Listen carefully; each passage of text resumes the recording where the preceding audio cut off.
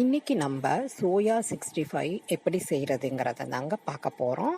வாங்க வீடியோக்குள்ளே போயிடலாம்.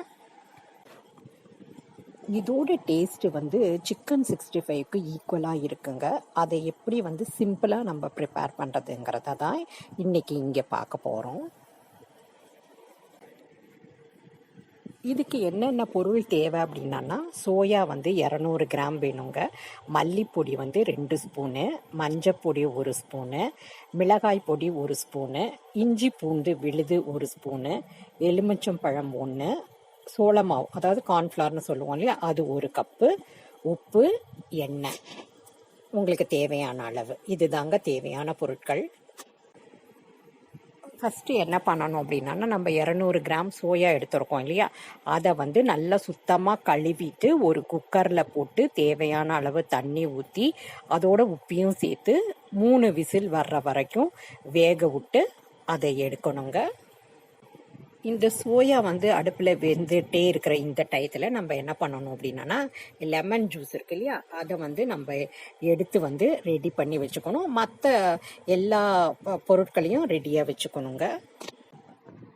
இப்போ ஒரு பெரிய பாத்திரத்தை எடுத்துட்டு அதில் சோள மாவு, மஞ்சப்பொடி, மிளகாய் பொடி, மல்லிப்பொடி, இஞ்சி பூண்டு விழுது, அந்த லெமன் ஜூஸு இதெல்லாம் போட்டு நல்லா பிசைஞ்சுக்கணுங்க. பிசைஞ்ச பிறகு நம்ம வேக வச்சுட்டு சோயாவை எடுத்து வச்சுருக்கோம் இல்லையா, அந்த சோயாவை தண்ணியிலேருந்து நல்லா வடிகட்டிட்டு அந்த மசாலா நல்லா அந்த சோயா மேலே படுறபடிக்கு நல்லா பிசைஞ்சி வச்சிடணுங்க ஒரு அரை மணி நேரம்.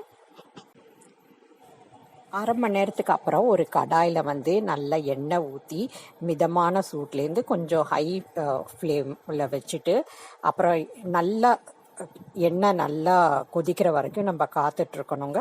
நல்லா எண்ணெய் கொதி வந்த பிறகு நம்ம பிசைஞ்சு வச்சுருக்க அந்த சோயாவும் மசாலா கலவையை எண்ணெயில் பொரிச்சு எடுக்கணுங்க. டெக்கரேஷனுக்கு கருவேப்பிலையை நீங்கள் பொரிச்சு அதோடு சேர்த்து நீங்கள் சர்வ் பண்ணால் உங்களோட சோயா 65 ரெடி. பொரிச்சு வச்சுருக்க சோயா சோயா ஃப்ரையோட உங்களுக்கு என்ன சாஸ் பிடிக்குதோ, அதாவது டொமேட்டோ சாஸ் பிடிக்கலாம், கெச்சப் பிடிக்கலாம், இல்லை மயோனிஸ் பிடிக்கலாம், உங்களுக்கு என்ன பிடிக்குதோ, இல்லை சட்னி கூட நீங்கள் செஞ்சுக்கலாங்க. அதெல்லாம் செஞ்சுட்டு இதோட சூடாக பரிமாறுங்க. உங்கள் வீட்டில் இருக்கவங்க எல்லாருமே உங்களை வாழ்த்துவாங்க. இந்த வீடியோ உங்களுக்கு பிடிச்சிருந்துச்சுன்னா லைக் பண்ணுங்கள், கமெண்ட்ஸ் பண்ணுங்கள், ஷேர் பண்ணுங்கள். மறக்காமல் எங்கள் சேனலை சப்ஸ்கிரைப் பண்ணிக்கோங்க. நன்றி, வணக்கம். எல்லாருக்கும் எங்க மேடமோட ரெசிபி ரொம்ப பிடிச்சிருக்கும் அப்படின்னு நினைக்கிறேன். நான் டேஸ்ட் பண்ணி பார்த்தேங்க, ரொம்ப நல்லா இருந்துச்சு. நீங்க மறக்காம ட்ரை பண்ணி பாருங்க, உங்க எல்லாருக்குமே இது ரொம்ப பிடிக்கும்.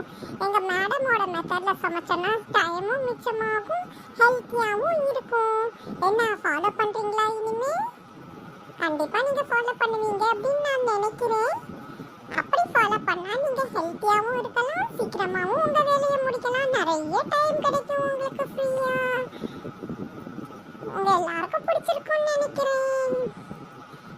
உங்களுக்கு அப்படி பிடிச்சிருந்துச்சுன்னா எனக்கு ஃபீட்பேக் கொடுங்க, நான் ரொம்ப சந்தோஷப்படுவேன்.